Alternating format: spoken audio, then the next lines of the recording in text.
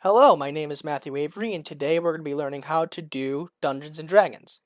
You'll need a couple of things before to start. You'll need a player's handbook, the Dungeon Master's Guide, if you are DMing, a character sheet, a pen or pencil, a great imagination, and a couple of friends. We'll be focusing on the 5th edition version of Dungeons and Dragons. The first step is for the DM, and that is to set up the campaign. There are multiple ways that this can be done. One way is if you make your own pre-written adventure through the Dungeon Master's book, which you can read, or you can find a pre-written adventure, which there are multiple created by the Wizards of the Coast. Step 2 is you need to gather a group of people. This can be done by getting a group of 5 to 6 friends, or going to the nearest RPG store and seeing what they have to offer in terms of trying to start a Dungeons and Dragons game. But usually this is uncomfortable for first-time players, so if you don't mind playing with strangers, this is for you. The third step is to set up your character sheet, and this can be done by using, the player's handbook, which will guide you through how to make it, or you can go on a website that tells you how to make a character sheet. But in this case, we'll be explaining how to do that. And the first thing is you start by selecting a race. There's a number of races in the player's handbook, so please read through everything before choosing your race. The next step is by choosing a class. There are a lot of classes to choose from in the player's handbook. The easiest classes to play are Fighter, Rogue, and Barbarian. The sort of harder classes to understand and learn are Monk, Paladins, and Rangers. And the hardest classes are Bards, Sorcerers, Clerics, Druids, Warlocks, and Wizards. And this is because they use magic, and magic is a whole new level of D&D. The third step is by getting your ability scores. You can do this by 3 ways. The first way is by setting up a standard array, which you get the numbers 15, 14, 13, 12, 10, and 8. And you can put those numbers in the small box on the left side, which will go into the modifiers. Your ability score modifier is what goes in the bigger box. The second way you can do this is by rolling 46 for each stat, and you would drop the lowest die. For example, if you roll a 3, 4, 5, or 6, you would get rid of the 3 and add up the 4, 5, and 6. And you would do this for each stat. The third way is point buy, which if you ever played an RPG game online, it's very similar to that, in which all of your stats start at 8, and you have 27 points to spend, which you can only go up to the number 20, which this includes the number added on by your race, because each race has their own stats added on to the abilities. Each ability score is modifier is within the player's handbook, so please read over the player's handbook guide in terms of what each large number goes into each modifier.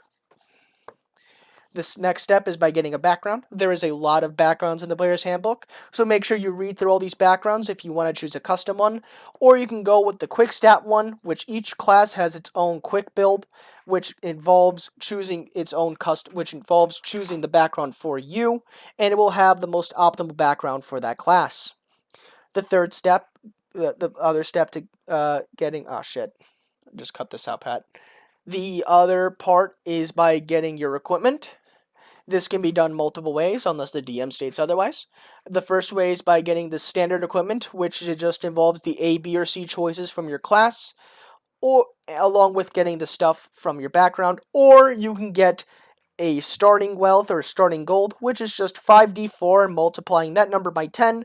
You can then go to the player's handbook and buy your equipment, which all the equipment in the player's handbook is labeled with how much it costs. And you could probably try and save some money that way. The other step is optional if you had chosen a spellcasting class. This involves that you should look over the spells and how spells work. This goes over through pages 199 through 205. This is not recommended if you are first time playing D&D or if you're just looking for a challenge if you are a first time player. The last one is by getting your bio all set up, and this just involves naming your character, how old they are, their height, eyes, and hair. And usually it's normal for first timers. If you did choose a human, it's usually normal for them to create something similar to themselves so they can just act like themselves in the campaign. Or if you want to be actually acting and being some other person, try and make up a character in your head.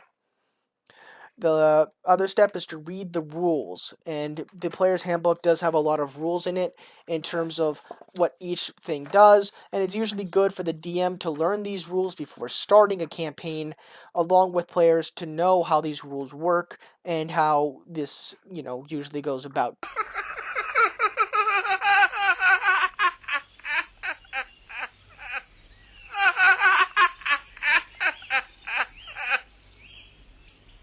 And now for something completely different. DM etiquette is usually simple but still complicated and hard to learn. But if you're a good DM, you'll follow these rules of how to play as a DM. Don't be a DM that just wants to kill their players just because you're in a bad mood, or just because you feel like it'll be funny. You have to be a storyteller. Right? You get closer to the castle, and you need to make me a dexterity save. But why? Because I'm not in a good mood. Make me a dexterity save. Oh, okay. 12. You fail, then you died. I'm gonna try and figure out what killed my party member. You can't. You have to move forwards. Because I don't want you to. I'm in a very bad mood. Oh. There's a castle in the distance. What do you do? I like to approach it. Alright, you approach this very nice castle, and you are now surrounded in these people. There's a bunch of cultures here. It looks nice. Doesn't seem to be anything wrong here, and you can go out and explore. See, now the player can have fun. And usually the other players would do their own thing. In this case, Pat is playing as Hobbs, and Chef is playing as Vidar. And they're two entirely different people. It's up to the DM to try and get them together. Up next is player etiquette, in terms of why you're there, and everything is all part of your story. But you should still try and be a nice person, and try and get a general feel of the people you're playing with. You don't want to make an evil aligned character in a party full of good people. It's not going to work out too well. But there's always going to be some diversity. So let's go and see what their characters are. Pat, so what's your character? What's their alignment? His name was Hobbs. He's a Deadeye Scout Ranger. His alignment is that he is kind of a dubious soldier type. So, but all in all, he's will do the right thing. So he's neutral good. All right. And Vidar, what's your alignment? Vidar is a neutral good northerner. Gets his neutral because he's not afraid to go on a raid, but he's also kind of good because he doesn't kill non-combatants. All right. So as you can see, they're both neutral good, so they can relatively work good alongside each other. But you can still see how there's diversity between them. So there's always going to be some sort of difference between players.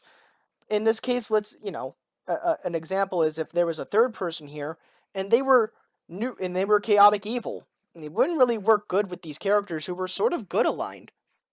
Up next, for player etiquette, is to try and not do some outrageous stuff and just come up with the excuse of that's what my character would do. All right, I steal from Chef Why? because I feel like it. Oh. Well, Hobbs is a furry, so I'm going to kill him. Not if I kill you first. It's not fun for the DM, and it's not fun for the players, since they are now just trying to kill each other. Try and avoid player versus player combat. That's generally a good rule. Another thing is to don't compare the DM to other DMs. It's really annoying and it hurts our feelings. Another thing is to try and stay off your phone. If you are doing this live, try and pay attention to the campaign. It's also really rude if you don't pay attention, and especially if the DM's trying to describe a situation. Another thing, while on your phone, it also causes concern that you are metagaming, and metagaming in short terms is looking up the stats of a creature that you are fighting, even though your character clearly doesn't know how to fight these things if they've never experienced them before. Usually there's some good excuses. Usually you can ask the DM if you can roll to see if they can figure some stuff out. But other than that, the last thing you should try and do as player etiquette is to play the game, which is step 6. Play the game.